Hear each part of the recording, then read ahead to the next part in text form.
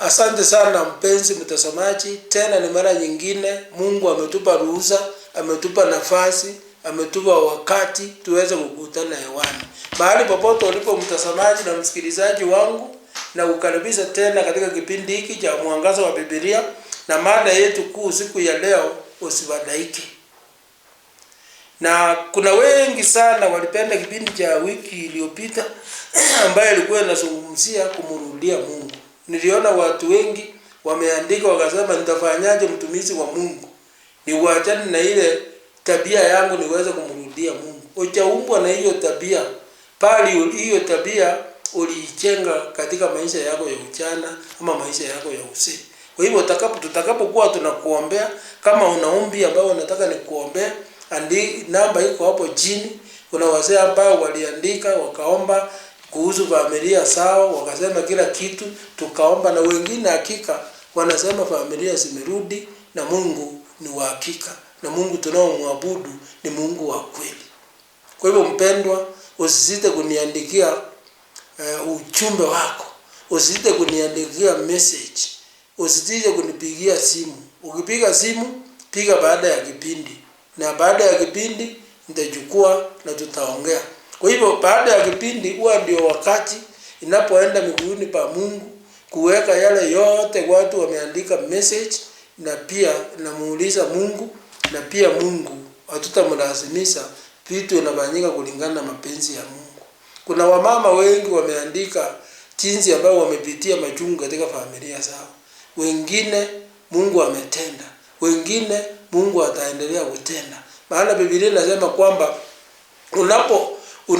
unapoomba Mungu atakujibu saa hiyo hiyo, ama Mungu atasema ongoja, ama Mungu atasema hatajibu. Kwa hivyo kila kizuri Mungu atatupea, tunashukuru. Kwa hivyo wale wote ambao tumekuwa pamoja, naomba Mungu awabariki sana. Wale ambao mnainua kipindi hiki, Mungu awabariki. Pia mnaonanga hiyo kipindi changu cha safari ya ndoa na family tumechengana. Kwa hivyo Mungu akubariki sana wale ambao mnaandika message. Kwa hivyo katika kipindi hiki mada kuu nimesema kwamba msibadaike. Fungu kuu tutalipata katika kitabu cha Yohana 14 mstari wa kwanza, tutateremka kidogo. Kwa hivyo naomba niweze kufanya ombi. Baba na mtakatifu Mungu wa mbingu na nchi, kwa watazamaji wote ambao wanaotazama kipindi hiki, naomba Mungu wasamee dhambi zao. Na tena Bwana, naomba uwainue. Kila mmoja ana mahitaji zake. Kuna wengine wagonjwa, hata wale ambao naona wagonjwa, wengine wameumia miguu, wengine tumbo zinasumbua, wengine kifua kinapana, wengine mgongo, wengine wanaumwa na kichwa kila mara, wengine wamepandwa na pressure kubwa sana, anaposika mwili anasikia uchungu. Lakini Baba wa mbinguni ulioumba miili yetu, Baba unajua vile unaikarabati na inarudi katika hali ya kawaida. Changamoto zote unaenda kutatua siku ya leo, ili Bwana watu wako waweze kusema hakika tuna Mungu ambaye anaishi. Katika kipindi hiki naomba siku ya leo uweze kunena na watu wako zaidi ya mno, nitumike kama chombo. Naomba hayo katika jina la Yesu Kristo Bwana na Mwokozi wetu. Amina. Kwa hivyo katika siku ya leo Biblia inasema kwamba wakati Yesu alipomaliza kazi yake, akaambia wanafunzi wake, msibadaike mioyoni mwenu, muaminini Mungu, aminini nami. Nyumbani mwa Baba yangu mna makao mengi, kama sivyo singaliwaambia, maana naenda kuandalia mahali. Biblia inasema kwamba Yesu alijua ya kwamba atakapoondoka watu watafadhaika, watu watasumbuka, watu watakuwa waoga, kwa sababu Yesu alitembea na hao watu miaka 3.5 akifanya huduma zake za hapa na pale, za uponyaji, za kuhubiri Injili, za kuuliza watu na kufanyia kila kitu. Lakini alipokuwa Yesu alijua ya kwamba ataondoka, Biblia inasema kwamba aliambia hao msibadaike mioyoni mwenu, Muaminini Mungu. Kufadhaika ni uoga. Kufadhaika ni ugonjwa. Kuna watu wengi wamefadhaika katika shida zao, wamefadhaika mpaka wamekosa imani, wamefadhaika mpaka wamewachana na Mungu. Lakini Yesu anasema kwamba msifadhaike katika ulimwengu ambao tulio naye. Anasema kwamba mimi naenda, nikienda nitawaandalia mahali. Maana nyumbani mwa Baba yangu kuna makao mengi. Kama sivyo Yesu angeweza kutuahidi. Ndio maana mpendwa, ambao unanitazama wakati huu, unapoketi mahali pale, unaopitia changamoto nyingi. Hizo changamoto ambao unapitia, hizo ni changamoto za muda kidogo. Lakini mahali Yesu anatuandalia tukimwamini ni mahali tutakaa milele. Anasema kwamba tumuamini. Anasema kwamba basi mimi nikienda na kuandalia mahali, nitakuja tena niwakaribishe kwangu, ili nilipo nanyi muwepo. Hadi kubwa mpendwa, Yesu anaondoka kuandaa mahali. Atakapoandaa mahali, atasema atarudi tena. Yesu alikuja, akasaliwa, akaenda. Na tunaamini ya kwamba Yesu tunamuongoja arudi. Ile injili ambayo tunahubiri wakati huu ni injili ya kusema kwamba Yesu alienda na atarudi. Kwa hivyo injili ambayo itahubiriwa isemi Yesu atarudi, hiyo sio injili. Ndio maana hapa kama mtumishi wa Mungu na hakikishia kwamba unaonitazama kwamba tunamuongoja ule ambaye atakuja kutupea makao ya milele, ambaye atasema mahali yalipo na nyinyi tutakuwepo milele. Hiyo ndio tumaini letu mpendwa. Kama hujaamini hilo, kweli imani yako inayumba yumba. Tunamwamini kwamba Yesu mwenyewe anasema msifadhaike. Watu wengi wamefadhaika, wamepatwa na magonjwa. Watu wengi wamefadhaika, wamevunja familia. Watu wengi wamefadhaika, wamekosa tumaini. Mtu aliyekuwa kanisani amefadhaika, anaenda kunywa pombe mpaka anakuwa useless. Lakini mpendwa, tumaini la Mungu ya Yesu Kristo ni kwamba tumuamini ya kwamba yeye ameenda na kuandaa mahali. Jambo kubwa ni kwamba Biblia inasema nami nikienda niendako mwaijua njia. Alikuwa anaongea na wanafunzi wake ya kwamba mnaenda mnajua njia. Mara nyingi hata wakati alipoteremka kwenda Yerusalemu, wakati alipopanda mwanapunda, aliwaambia nikienda Yerusalemu mwana wa Adamu atateswa na hatimaye kuuawa, na baada ya siku 3 atafufuka, na baada ya kufufuka atapaa mbinguni. Kwa hivyo anaposema kwamba mahali inaenda nanyi mwaijua njia. Kwa hivyo wanafunzi walijua ya kwamba hiyo njia lazima apitie kile Yesu aliweza kupitia, ili aweze kutupea ile uzima wa milele. Kwa hivyo uzima wa milele kupitia Yesu Kristo ilikuwa ni njia ya mateso, lakini hatimaye aliposhinda, tunaona kwamba aliondoka na akasema kwamba nitarudi jinsi ambayo nimeenda. Kwa hivyo hapa kuna mwanafunzi mmoja alikuwa anaitwa Tomaso. Tomaso akamwambia, Bwana, sisi hatujui uendako, nasi hatuijui njia. Tomaso alikuwa mmoja wapo ya wanafunzi. Akaambia Yesu, Bwana, hatujui mahali uendako, hata hatujui njia. Sikia vile Yesu anamwambia. Yesu akamwambia, mimi ndiyo njia na kweli na uzima. Kumbe tunapomwamini Yesu Kristo na tuamini kila ambacho alitufanyia pale msalabani, mpendwa, Yesu Kristo anasema yeye ni njia na yeye ni uzima wa milele. Yeye ni njia ya kweli na yeye ni uzima wa milele. Kwa hivyo kupitia kile Yesu ambaye ametutendea, na sisi tunaitwa Wakristo, wafuasi wa Yesu. Tukimfuata Yesu kwa njia iliyo nzuri, hakika tutajua njia na tutajua ukweli na tutapata uzima wa milele kupitia hiyo njia ambayo Yesu Kristo amesema ametuonyesha. Kwa hivyo mpendwa, ambao hujaamini kwamba tumeokolewa, Yesu amesema yeye ni njia. Kama hujamwamini huyu Yesu, ambaye amesema kwamba ameenda kuandaa makao ambayo yanaenda kuandaliwa si kwa ajili ya mtu mwingine, ni kwa ajili ya wale wamwaminie. Last week nilikuwa nahubiri kuhusu kumrudia Mungu. Mungu akasema kwamba nitafute nami nitawaonekania. Hakuna mtu atakapomuona Mungu mpaka apitie njia ya Yesu Kristo. Maana Yesu Kristo amesema mimi ni njia. Kama unaenda mahali na lazima upitie mahali ambao njia iko. Na njia ya ukombozi wetu ambayo ilikuwa imefungwa wakati mwanadamu alipotenda dhambi, anayekuja kuifungua mpendo ni Yesu Kristo. Kwa hivyo Yesu Kristo ndio njia na uzima. Ndiye akasema mtu hawezi kumuona Mungu asipopitia njia ya Yesu Kristo. Njia ni gani? Njia ni kupitia yale Yesu Kristo alipitia. Njia ni kule kukubali kubeba msalaba wa Yesu. Na maana ndio maana Yesu anasema nyinyi msumbukao na mizigo njooni kwangu na nitawapa pumziko.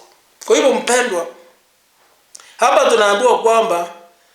tunaambiwa kwamba kama mungalinichua mimi, mungalimchua na Baba. Tangu sasa mnamchua tena mnamuona. Akasema kwamba ikiwa mngenifahamu. Na mara nyingi wanafunzi walitembea na Yesu. Hata wakati mwingine Yesu anafanya miujiza. Hata wakati walipokuwa pale baharini, wakati ile masiwa yao ilikuwa inataabisha na upepo. Yesu wakati mwingine katika kitabu cha Marko akatembea kule kwa maji. Walisema huyu ni msimu ama huyu ni nini? Wakati alipokuwa anatembea walishangaa na wakuwa kuoga. Kwa hivyo Biblia inasema kwamba kama ikiwa tutamjua Yesu Kristo ni nani katika maisha yetu, tutamjua Baba. Ikiwa tutamuona Yesu Kristo katika maisha yetu, tutamuona Mungu. Kwa hivyo wakati ule wanafunzi wa Yesu walipokaa na Yesu hiyo miaka 3.5, waliona vile anafanya miujiza. Vile analisha watu 5,000 kwa mikate 5 na samaki 2. Waliona vile alifanya kazi. Waliona vile alifanya miujiza mikubwa, lakini kumbe hawakumuamini. Ndio hapa Yesu Kristo anasema kwamba mkiniamini mtamuona Baba. Kwa hivyo hapa anasema kwamba tangu sasa kwa sababu mmenichua na kuniona mtamuona Baba. Filipu akamwambia Bwana, tuonyeshe Baba yatosha. Filipu akataka Yesu amuonyeshe Baba practical, ili aweze kusema yametosha na tunakubali kwamba wewe ni njia. Hakika Biblia inasema kwamba hakuna yule atakao muona Mungu akiwa mwenye dhambi aweze kuishi. Kwa hivyo ndio maana Yesu Kristo aliteremka kutoka juu akafanyika mwili, ili katika ule mwili wa Kristo tunapokutana na yeye, tunapoongea na yeye, ile utukufu wa Mungu ilisushwa na ikafanyika mwanadamu ili aweze kukaa pamoja nasi tuweze kuelewa upendo wa Baba. Kwa hivyo Filipu alikuwa anasema kwamba tuonyeshe Baba na yatosha. Mimi nimekuwa pamoja nanyi siku hizi zote. Wewe usinichue Filipu. Aliyeniona mimi amemuona Baba. Basi wewe wasemaje utuonyeshe Baba? Biblia inasema kwamba kuna maswali mengi tunaweza kuuliza. Wanafunzi wa Yesu walikaa siku mingi na Yesu na kutembea. Biblia inasema kwamba ni heri watakaoamini ambao hawakuniona. Maana maswali ya wanafunzi ilibidi Yesu anasema ni heri wanaoamini bila kuona. Kwa hivyo hapa kitu kikubwa nataka niseme mpendwa katika kipindi hiki ni kwamba usifadhaike. Maana kufadhaika utakuwa na imani. Ukifadhaika kwa mambo ya dunia utaangamia bure. Ndio maana katika jioni hii naomba Mungu aweze kukubariki. Biblia inasema kwamba amini na waambieni, yeye aniaminie mimi, kazi nizifanyazo mimi yeye naye atafanya, naam hata kubwa kuliko hizo atafanya, kwa kuwa mimi ninaenda kwa Baba. Kwa hivyo kabla Yesu hajaondoka alikuwa anataka kuwaachia hao huduma ambao Yesu alikuwa anasema. Akawaambia mniaminie, yule atakao niamini. Sile kazi za kulisha watu 5,000. Sile za kufanya kila Bartimayo waone. Sile za kufanya watu ambao walikuwa viwete watembee. Wanaweza kufanya kuliko sile Yesu alifanya. Kumbe hatufanyi hizi kazi kwa sababu hatujaamini. Ule ambaye anaamini, Biblia inasema anaweza sema hata mlime ing'oke na iende baharini. Kwa hivyo imani, Biblia inasema hapa, tunapoenda katika mstari wa 27 kitabu cha Yohana 14, Biblia inasema amani ninawaachieni, amani yangu ninawapa, niwapeao mimi, si kama ulimwengu atoapo. Msifadhaike mioyoni mwenu, wala msiwe na uoga. Kwa hiyo Yesu alikuwa anawaambia sasa, nikiondoka nitawaachia amani, na amani ambayo nitawapa si kama ya ulimwengu. Kwa njia hiyo anasema kwamba msifadhaike mioyoni mwenu, kwa sababu mimi naondoka, nitawaachia nyinyi amani, na amani yangu si kama ya ulimwengu. Msiwe waoga. Kwa hivyo uoga ni dhambi, kutoamini ni dhambi, kuoga ni dhambi, kutoamini ni dhambi, kufadhaika ni dhambi. Kwa hivyo mpendwa, tumekosa mambo mengi na mambo makubwa sana katika maisha yetu, kwa sababu sisi imani yetu ni kidogo, imani yetu ni hapa. Kwa hivyo Yesu Kristo anatuhakikishia kwamba wale ambao tunaopitia katika hali na changamoto za ulimwengu, kwanza nikuambie mpendwa, hatutaipika milele. Maana hadi ya Yesu ni kwamba tusifadhaike mioyoni mwetu, maana kuna nchi mpya inayokuja. Ile mti ambao unakuja, Yesu anatuandalia ni mti ambaye unatoza watu wote wale ambao watamwamini. Ndio maana ukisoma katika Yohana 14 mstari wa Yohana 17, wacha tuende Yohana 12 mstari wa 26. Biblia inasema kwamba mtu akinitumikia na anitafute, nami nilipo ndipo na mtumishi wangu atakapokuwa. Tena mtu akinitumikia, Baba atamheshimu. Jambo kubwa ni kwamba Yesu alikuwa anaongea ili kuweza kutia wanafunzi moyo, kuwajua ya kwamba ile kazi ambao walikuwa wanafanya na Yesu Kristo si kazi ambayo inaenda bure.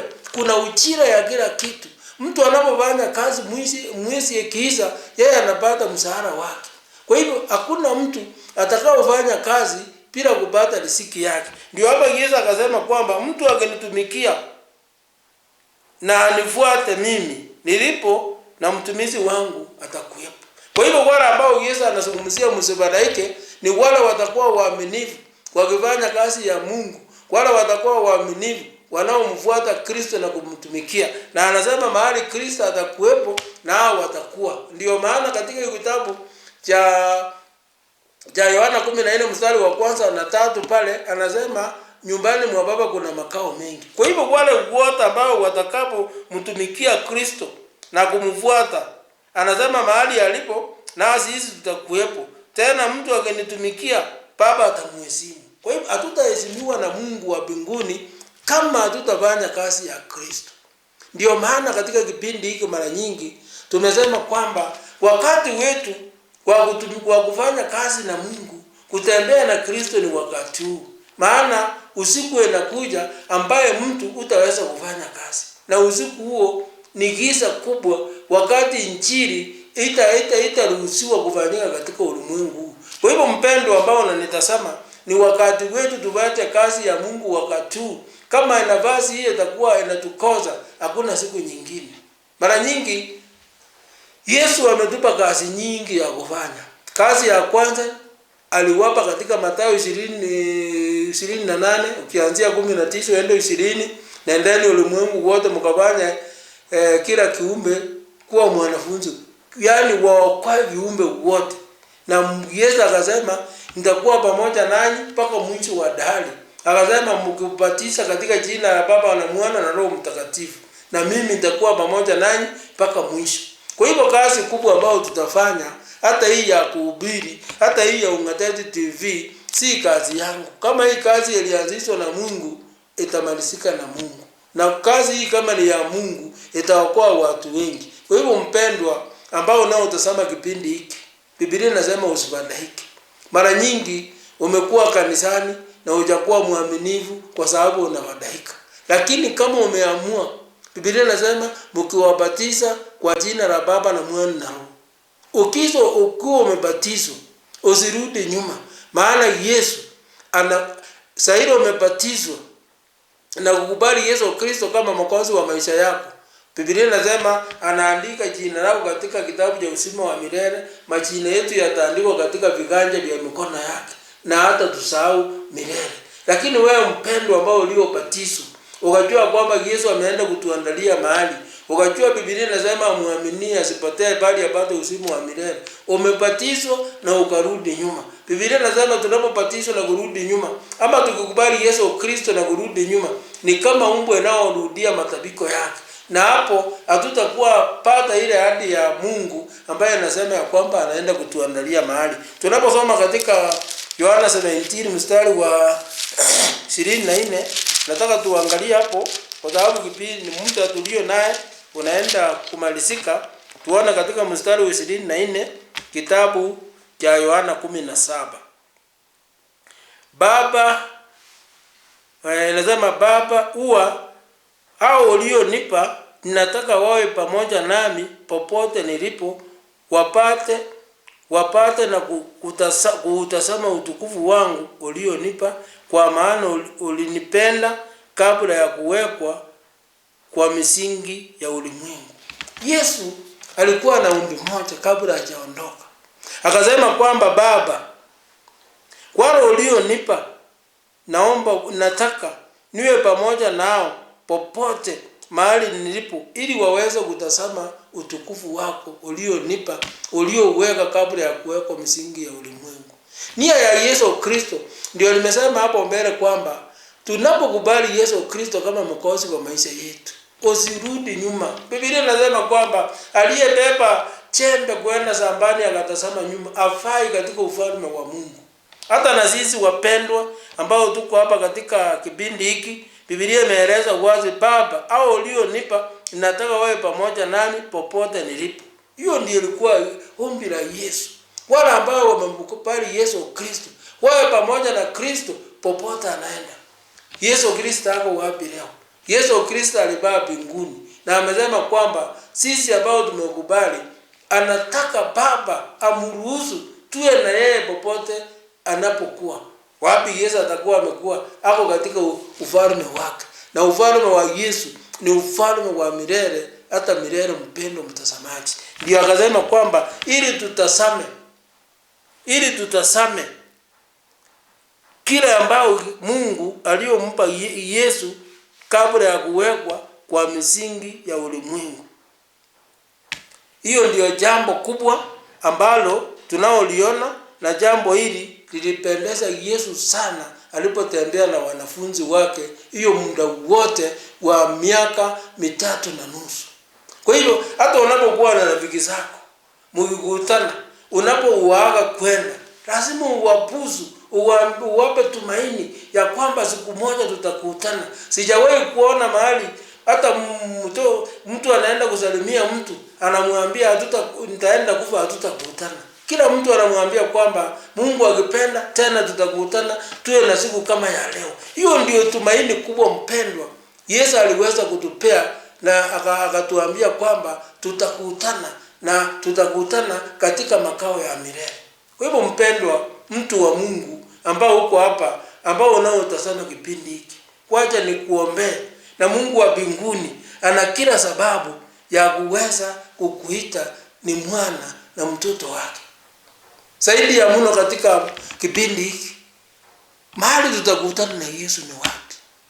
Tukiokoka tumekutana na Yesu. Tukikiri ya kwamba Yesu Kristo ni Bwana na mwokozi wa maisha yangu, hapo ndipo tumekutana na Yesu. Safari ya mbinguni inaanza hapo mpendo. Safari ya mbinguni inaanza wakati ambapo tutakuwa tumeambia Yesu, sasa Yesu niokoe. Kwa watu wengine tumebeba maisha ambayo hatuwezi, lakini tukikimbilia Yesu tutaanza safari ambayo itakuwa na mwisho. Biblia inasema kwamba siku ile tutakaa katika meza ya kioo tukikula rojo za mbinguni na Yesu Kristo akiwa katikati, tukipongezana katika safari ya imani ambayo tutapiga. Kwenda mbinguni si kwa ajili ya nguvu na uwezo, si kwa ajili mimi ni tajiri, si kwa ajili mimi ni mzuri. ni kwa ajili nimepata kibali mbele za Mungu. Kwa hivyo mpendo mtazamaji, ambao hujaamua katika safari hii, naomba uamue leo. Amua jioni ya leo. Amua leo katika siku ya leo. Wokovu wako ni sasa. Na wakati na ulimwengu ambao tunaishi wakati huu, hujui maisha yako. Kwa sababu hatujui maisha yako, kwa sababu sijui maisha yangu, lazima nitengeneze njia zangu kukutana na Bwana Yesu. Yesu anarudi. Na tunaambiwa katika kitabu ya Mathayo ni kwamba tarumbeta zitapigwa na malaika watatumwa pande nne za ulimwengu kusanya wateule, ndio ule mwisho uweze kufika. Sijui mpendwa, Yesu Kristo anasema ameenda kuandaa mahali. Sijui kama amekuandalia yako. Sijui kama Yesu amesema kwamba ataandaa mahali. Sijui ameandaa yako. Sijui kama hata wakati mwingine Yesu alazimishi watu kuokoka. Wewe ndio unaamua, lakini wokovu uko juu kwa ajili yako. Yesu Kristo alipoamua na kuteremka na kusuka, aliposema yote yameisha, iliisha mpaka kwako, ili Bwana hakuhesabu tena dhambi yako, bali tuliokolewa kwa neema. Na ule aliokolewa kwa neema ni kukubali ile neema ya Yesu Kristo. Kwa hivyo Yesu mahali popote alipo sahihi anatuombea kwa Baba. Yeye amekuwa taraja, yeye amekuwa ni njia. Yeye amesema yeye ni njia na kweli na uzima. Pasipo huyu Yesu hakuna mahali tunaenda.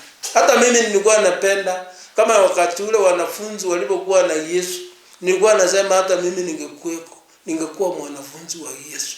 Lakini Yesu ametuhakikishia kwamba ni heri wale watakaoamini baadaye. Huyu ni mimi pamoja na wewe na wale wengine watakapozaliwa waamini. Kwa hivyo Mungu anaweza kutupa tumaini kubwa, kwa sababu wale waliomuona Yesu katika hali ya mwili na wale wote watakapokutana na Yesu katika hali ya kiroho, wote ni kitu kimoja.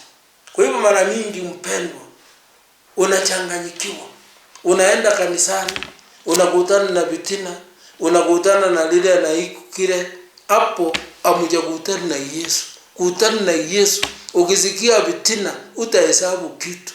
Ukikutana kile ambao utakutana naye, Yesu atakupanguza machozi. Ndio maana Biblia inasema eli wapole, maana wataitwa watoto wa Mungu. Eli ambao wanaoudua kwa jina langu, maana watakupokea nchi. Kwa hiyo mpendwa ambao unaonitazama, kama wewe ni mtumishi wa Mungu, mhubiri, hebu fanya kazi ya kuhubiri. Kama wewe ni Mkristo, sika Ukristo wako. Fanya sehemu yako. Na sehemu yako hiyo ndiyo itakupa uzima wa milele. Kwa hivyo katika jioni ya leo, naomba natoa wito kwamba mahali popote unaponitazama, nitakapoenda kuchukua ombi la pekee, naomba utafunga macho, tuombe pamoja na wewe. Tukiomba pamoja na wewe, utaomba kimoyo moyo yale ambao unapitia. Kama unaweza kunipigia simu, una nafasi nzuri ya kunipigia simu, maana niko na simu ambayo inahitaji ya kwamba Mungu amenipa nitumie kwa ajili ya wokovu kwa watu ya ulimwengu. Kwa hivyo wale wapendwa, wale ambao tumejuana, tunakutana wengine tunapanda magari pamoja, naomba Mungu aweze kuwabariki. Wala hatujawahi kukutana, wananiona kwa runinga huu, watu kutoka Kitale, watu kutoka sehemu za Goseta, watu kutoka sehemu za Kericho, sehemu za Nandi, sehemu za Nandi Hills, wengine wanasema wanatoka sehemu za Kabiet. Sijui Kabiet ni sehemu gani, wengine wanasema wanatoka Flags, wengine wanatoka wanasema Kipkabos, Salama Farm, wengine wananiambia wanatoka Kitingia, sijui ni wapi, wengine wanasema wanatoka Pant Forest, wengine wanasema wanatoka Sochoi, wengine wanasema wanatoka Kabererach, wengine wanasema wanatoka Kibrombe Siwa na sehemu nyingine watu walipo. Naomba Mungu akubariki mpendo. Lakini utunzaji wa pekee, naomba Mungu atunze Ukristo wako mpaka tutakapokutana katika ile meza ya kioo. Mpaka tutakapokutana katika maisha yale Yesu ameandaa, ambaye anasema nyumbani mwake kuna makao mengi. Wacha Mungu akuinue mama, wacha Mungu akuinue kijana, mzee akuinue. Kama rafiki yangu mzee aliniambia anaitwa Daudi kutoka pale Koseta, aliniambia ako na miaka 84. Mungu akubariki mzee. Paka wakati mwingine ujiandae, kwa sababu safari hii ya mbinguni ina mwisho, na tutakapoingia katika ufalme wa Mungu tutaenda kupongezana na hatutajuta milele. Wacha tuombe. Mpendwa Baba na mtakatifu, Mungu wa mbingu na nchi, wewe ni mfalme wa milele hata na milele sote. Nachukua nafasi hii kwa unyenyekevu mkuu nikushukuru, ni kwa ajili ya maisha yangu na kwa ajili ya watazamaji na wapendwa ambao tumekuwa tukitengamana mahali mengi tukipongezana kwa ajili ya kipindi hiki. Tusipongezane Bwana bure, na tusipate nafasi katika ile makao mapya ambao unaandaa. Naomba wale ambao wote wanatamani kuingia katika hao makao mapya, Mungu usiwaache. Wale ambao wanataka mtembee nao popote unaenda, usiwaache, maana unawajua majina yao tangu mwanzo. Bwana utubariki, bariki TV ya Ung'atet, bariki Brother Ngetich, na ubariki wenzake, hata kiongozi wetu wa TV ndugu Andrew Kulia, na wote Mungu tuweze kufanya kazi yao kwa uaminifu, hatimaye tuweze kufika juu. Baba wa mbinguni, nimeomba au nikiamini utatusikia, katika jina la Yesu Kristo Bwana na Mwokozi wetu. Amina. Mungu akubariki hadi wakati mwingine.